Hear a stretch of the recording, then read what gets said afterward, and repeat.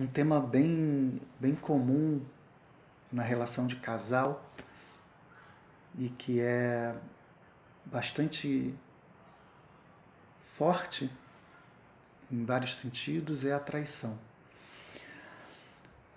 Quando num casal acontece algo e um deles se envolve com outra pessoa, configurando assim uma traição, a tendência é, inclusive socialmente, olhar para o traidor como vilão e para aquela pessoa que foi traída como a vítima.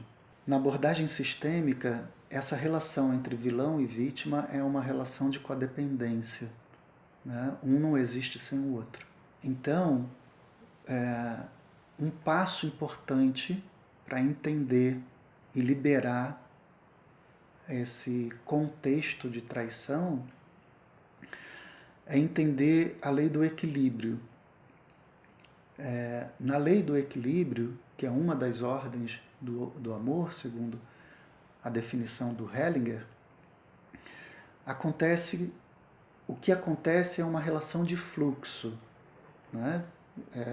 É uma troca do dar e do receber. Quando isso está no sentido, vamos dizer, positivo, o fluxo funciona dessa maneira. Alguém dá algo para o outro, algo que é bom, essa outra pessoa recebe, e quando um dá e o outro recebe, quem deu se coloca ou se apresenta nesse sistema, naquela relação, como superior, porque deu. E quem recebeu se apresenta naquela relação como inferior, porque recebeu. Então tem uma relação de dívida, do dar e do receber. Quando o fluxo não está interrompido, aquele que recebeu, que naquele instante ou naquele período está numa situação de devedor, se o fluxo não está interrompido, ele, num instante seguinte, no momento depois, ele pega e dá algo de volta, né? E quando ele dá algo de volta e esse outro, porque o fluxo não está interrompido, recebe, né? Isso vai se perpetuando como uma boa relação de dar e receber. Então a gente brinca com a ideia de que no lado positivo é sempre bom dar um pouco a mais. E aí quando a pessoa recebe um pouco a mais, em seguida ela também vai querer dar um pouco a mais.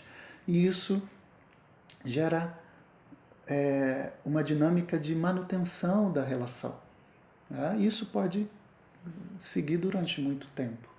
Quando isso é dado demais, quando alguém dá algo muito grande para o outro que não fica viável para ele devolver, gera uma interrupção do fluxo. Ou às vezes acontece de alguém dizer, eu não quero nada em troca. Então é algo que foi dado, que pode ser material ou afetivo, mas o fluxo está interrompido porque internamente ou até mesmo verbalmente a pessoa diz, eu não quero nada em troca. E parece algo muito bonito falar, eu não quero nada em troca, eu sou abnegado, eu te dou sem desejar nada em troca. Mas isso interrompe o fluxo. A tendência é que o outro se afaste. Então isso é o lado, vamos dizer assim, positivo da relação do dar e do receber. Mas existe também uma maneira de entender isso pelo lado negativo. Se alguém dá algo para o outro negativo, por exemplo, um homem trai a sua mulher, então ele deu a ela uma traição. Ela recebe uma traição, né? E isso não é bom, isso é algo negativo. Então, pensando na lei do equilíbrio, funciona da mesma maneira. Se você recebe algo, você precisa dar de volta, né? Só que dentro da abordagem sistêmica isso tem um lado bem interessante. No lado positivo, a gente dá algo a mais para manter o fluxo. No negativo, a gente dá a menos, né? Dá um pouco menos.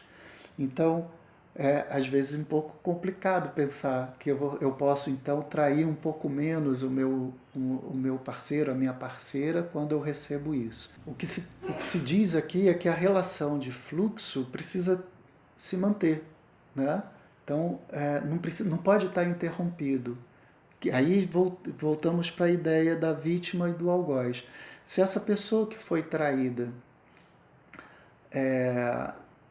apenas aceita abnegadamente, ela se coloca no lugar de vítima, mas com um risco de ser a cobradora de quem errou, né?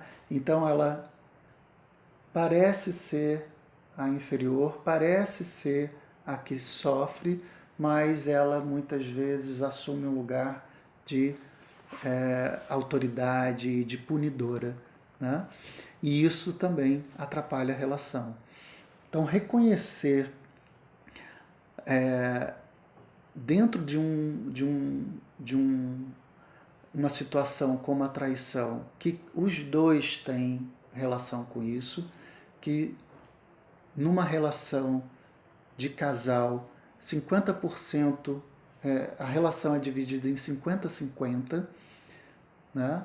É entender que, em algum nível, há responsabilidade também em quem é traído. Algo está acontecendo naquela relação, não é justificar o traidor, mas internamente se olhar, ou olhar para a sua posição e se perguntar, mas o que isso tem a ver comigo? Em que lugar ou de que maneira eu de alguma forma posso estar envolvido com isso também? Isso começa a a gerar